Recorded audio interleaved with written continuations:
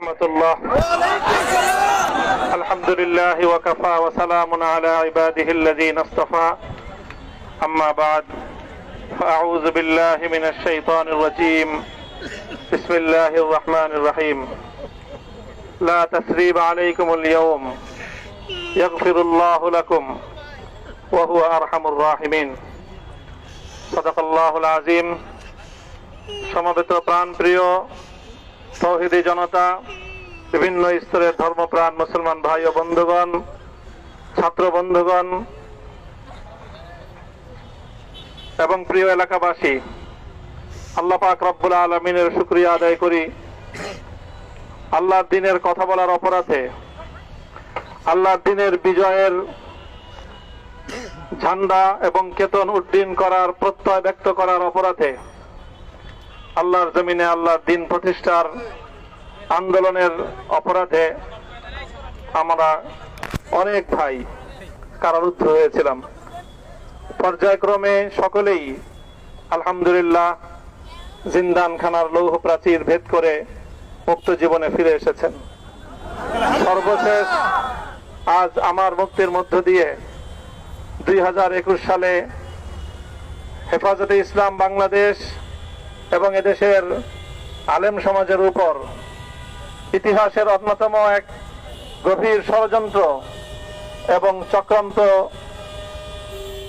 নির্যাতনের যে স্টিমরোলার পরিচালনা করা হয়েছিল, তার আজকে একটি প্রাথমিক অধ্যায়ের পরিসমাপ্তি ঘটল।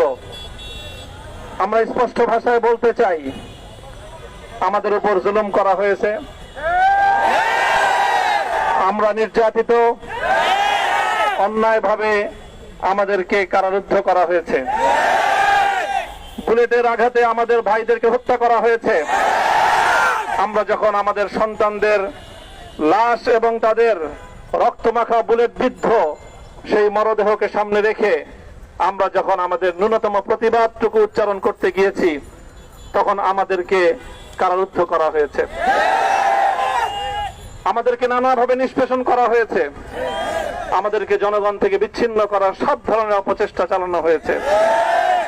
আমি আজ এই মুহূর্তে আমার এই মুক্তি উপলক্ষে আমি বলতে চাই, আমাদের উপর জুলুম করা হয়েছে, এটাকে আমরা সহ্য করে নিলাম। আমাদের ভাইদেরকে হত্যা করা হয়েছে, সেটাও সহ্য করে নিলাম। আমরা আমার সন্তানের লাশ কাঁধে তুলে নিয়েছি, সেটাকেও আমি হাসি মুখে বরণ করে নিলাম।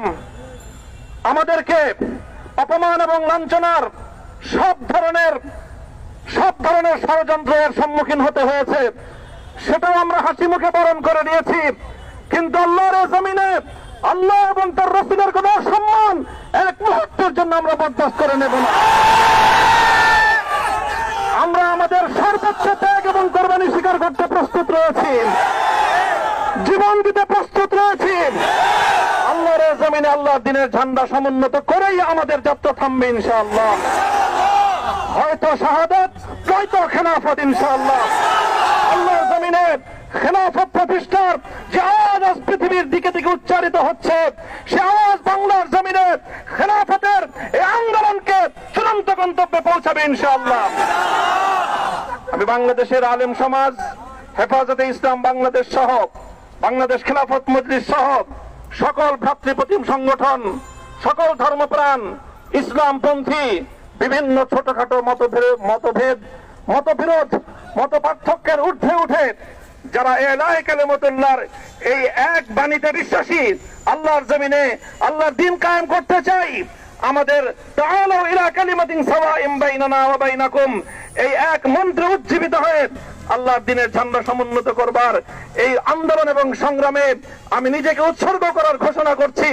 এবং আমার সকল ভাইদেরকে, আমি সকল উলামায়ে কেরামকে এবং ধর্মপ্রাণ মুসলমানদেরকে, ইসলামী নেতৃত্বকে ঐক্যবদ্ধভাবে এই সংগ্রামের ঝান্ডা সমুন্নত করবার, ধারণ করবার আহ্বান জানাচ্ছি। এবং আপনাদের সকলকে আবার শুকরিয়া জ্ঞাপন করছি যে আজকে আপনারা এভাবে আমাকে উৎসাহিত করেছেন, উজ্জীবিত করেছেন। আল্লাহ পাক আপনাদের সকলকে উত্তম বিনিময় দান করুন। প্রিয় ভাইরা,